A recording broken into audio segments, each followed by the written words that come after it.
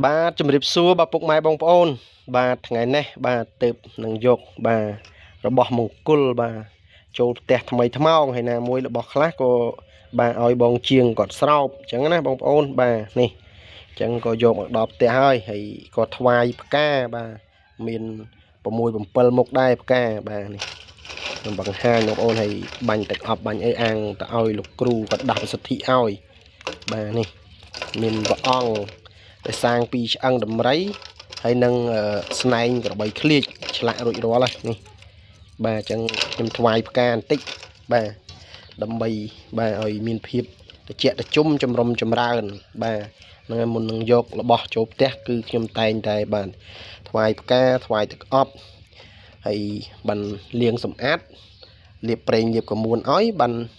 យកឲ្យបាទលោកគ្រូគាត់ដាប់សិទ្ធិឲ្យតោះឥឡូវខ្ញុំបង្ហាញមើលបាទមានបាទរបស់អ្វីខ្លះបាទនេះប្រភេទខ្នាយពុកម៉ែបងប្អូនខ្ញុំទៅតែស្រោបឲ្យជាងគាត់ស្រោបហើយនេះខ្ញុំដាក់កមួនបាទនេះខ្នាយប្រភេទខ្នាយបាទបងប្អូនជនជាតិបាទនេះមានបាទ4គ្រាប់បងប្អូនបាទនេះមិនដឹងថាគាត់បានលាបស្អីទេបានពណ៌ម៉ត់រលោងហើយកន្លែងខ្លះចេះក៏គាត់បានខាត់ឲ្យរលោងស្អាតដែរបងប្អូនមាន4គ្រាប់ហ្នឹងបាទប្រភេទខ្នាយយើងខ្ញុំក៏យកមកដាក់មួយឈុតបាទ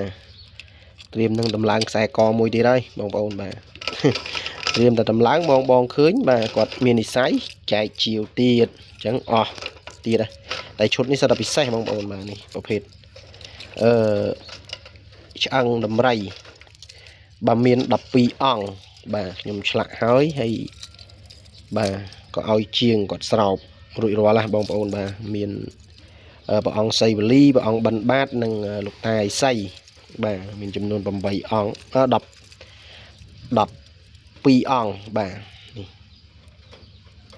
បាទហើយនឹងចម្លាក់បាទពីស្នែងក្របីឃ្លៀចបាទនៅស្នែងក្របីខោលខ្ញុំបាទអត់ទាន់បានយកទៅឆ្លាក់ទេនិយាយរួមបាទឆ្លៀតឆ្លាក់ដងតិចដែរបាទនេះស្នែងក្របីឃ្លៀចបាទមានព្រះអង្គ7កាយាហើយនឹងព្រះអង្គប្រណិកនិងព្រះអង្គផ្ចាញ់មាបាទនេះមានចំនួន6អង្គបាទហើយលោកតាឥសីមិញទើបបាទនឹងបង្ហាញបានប្រមាណអង្គដែរនេះហើយបើបងប្អូនមានចំណាប់អារម្មណ៍ចង់ចែកជាវអីអាចទំនាក់ទំនងមកខ្ញុំបានតាមរយៈលេខទូរស័ព្ទ085788335នឹងគឺជាលេខ Telegram ហើយមួយប្រព័ន្ធទៀតបាទគឺ087574443បាទតែមកក៏បានឆាតមក Telegram ក៏បានដែរនេះខ្ញុំអត់តន់លាបកមួនទេបងប្អូននេះគ្រាន់តែលាងទឹកសម្អាតសិនហើយបានខ្ញុំ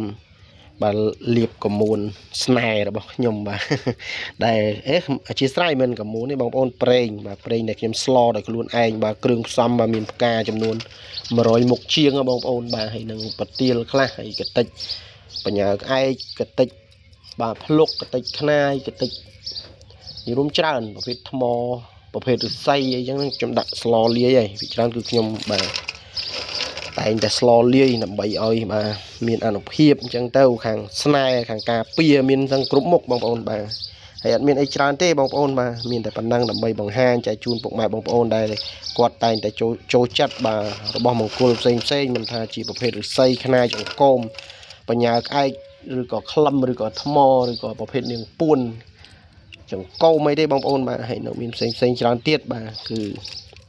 គាត់អាចចូលទស្សនាឬក៏ចែកជាវបានអញ្ចឹងណាបងប្អូននេះបាទមានប៉ុណ្ណឹងរាល់កំហុសខុសឆ្គងក្នុងវីដេអូសូមពុកម៉ែបងប្អូនអធិស្ឋានផងបាទហើយវីដេអូខ្ញុំបាទគឺមានតែប៉ុណ្ណឹងទេសូមអរគុណច្រើនសូមជម្រាបលាជួបគ្នាវីដេអូក្រោយទៀត